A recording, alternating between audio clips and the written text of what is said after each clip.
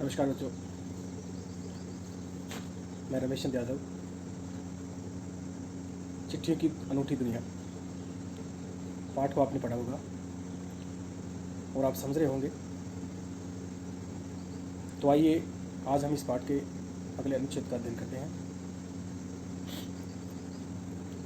जैसा कि पिछले वीडियो में मैंने आपको बताया था कि आज के युग में जब संचार के साधनों में जो एक क्रांति आई है और जिसके माध्यम से सूचनाओं को एक स्थान से दूसरे स्थान पर पहुंचाने में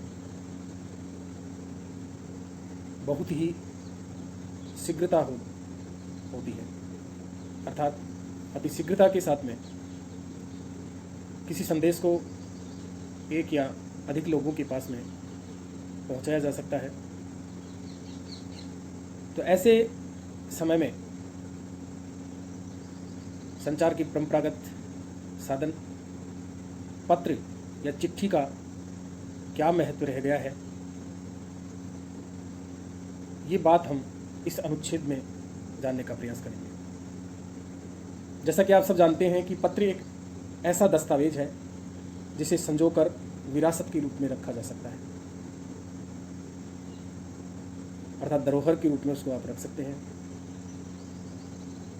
बड़े बड़े लेखकों, पत्रकारों, उद्यमियों, कवि, प्रशासक, सन्यासी या किसान, इनकी पत्र रचनाएं अपने आप में खोज का विषय हैं, अनुसंधान का विषय है, क्योंकि इनके द्वारा अपने पत्रों में अपने समय की जो जानकारी हैं उनका समावेश किया गया है और उनके पुराने समय के बारे में अधिक जानकारी प्राप्त करने के लिए ये पत्र कारगर साबित हो सकते हैं।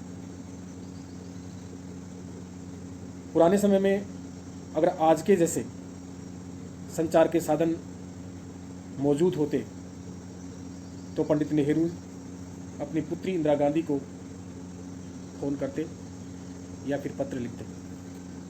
शायद ज़रूर वे भी फ़ोन ही करते। तब पिता के पत्र पुत्री के नाम नहीं लिखे जाते, जो आज देश के करोड़ों लोगों को प्रेरणा देते हैं। इंदिरा गांधी जी जब देहरादून में पढ़ाई करती थी और उनके पिता पंडित नेहरू जी इलाहाबाद में होते थे, तो वे अपनी पुत्री को पत्र के माध्यम से प्रेरणा प्रदान करते थे और देश और दुनिया की जानकारी वे पत्रों के माध्यम से ही अपनी पुत्री तक प्रेषित करते थे, जो उनके ज्ञान को बढ़ाने में उपयोगी होते थे। वे पत्र आज भी पिता के पत्र पुत्री के नाम एक पुस्तक के रूप में संकलित है, जो वर्तमान समय में बहुत सारे जो लोग हैं उनके प्रेरणा के स्रोत बने हुए हैं। इस प्रकार पत्रों को तो संभाल कर रख लेते हैं, जिन्हें आने वाली पीढ़ियों के लोग पढ़ सकते हैं, अपना ज्ञानार्जन कर सकते हैं। परंतु वर्तमान समय में जो SMS आदि के जो संदेश हैं, इनको इस प्रकार के संभाल कर रखना आसान नहीं है, और यदि इनको संभाल कर रख भी लिया जाए तो उस प्रकार का ज्ञान इनमें संभव नहीं है, क्योंकि इनका आकार बहुत लघु होता है। उसमें कोई व्यक्ति अपने मन की बात को, अपने विचारों को खुलकर प्रकाशित कर सके, ऐसा संभव नहीं है। तमाम महान हस्तियों की यादगार या धरोहर उनके द्वारा लिखे गए पत्र ही हैं। भारत में इस श्रेणी में राष्ट्रपिता महात्मा गांधी जी को सबसे आगे रखा जा सकता है कि विशेष रूप से भारत में ही नहीं, अपितु भारत के बाहर भी महान जो लोग हुए हैं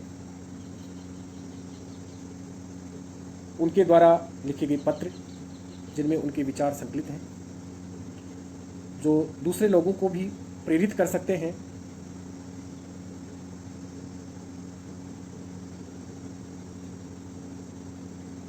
जो उनकी यादगार या धरोहर के द्वारा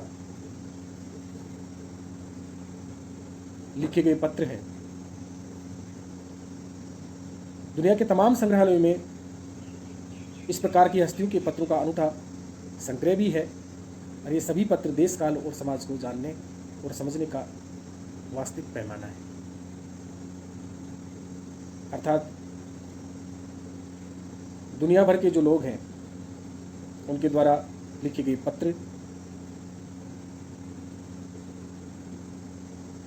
संग्रहालयों में उपलब्ध हैं, और ये सभी पत्र तत्कालीन देश, समय और समाज को जानने के सबसे बेहतर दस्तावेज हैं। महात्मा गांधी दुनिया भर के तमाम पत्र महात्मा गांधी इंडिया लिखे आते थे, और वे जहाँ भी रहते थे वहाँ पहुँच जाया करते थे। उनके पास देश दुनिया से बड़ी संख्या में पत्र पहुँचते थे, और पत्रों का जवाब देने के लिए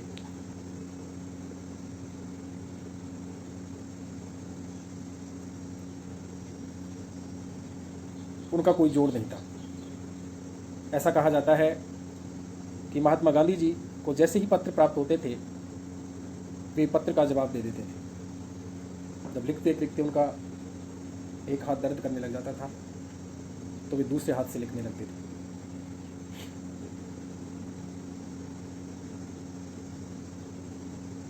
परंतु उनकी विशेषता थी कि वे ज़्यादातर पत्रों के जवाब देते थे।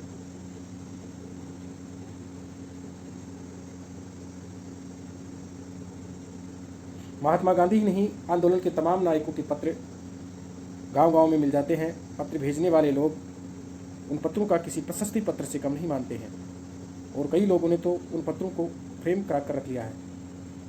यह है पत्रों का जादू। तो कहने का आशय यही है कि पत्र एक ऐसा दस्तावेज है जिसको संभाल करके रख सकते हैं, और आने वाली जो पीढ़ी के लोग हैं वो भी पुराने ज़माने की बातों को और परिस्थितियों को समझने में उनका उपयोग कर सकते हैं। तो ये ज्ञानवर्धन के कारण भी हैं,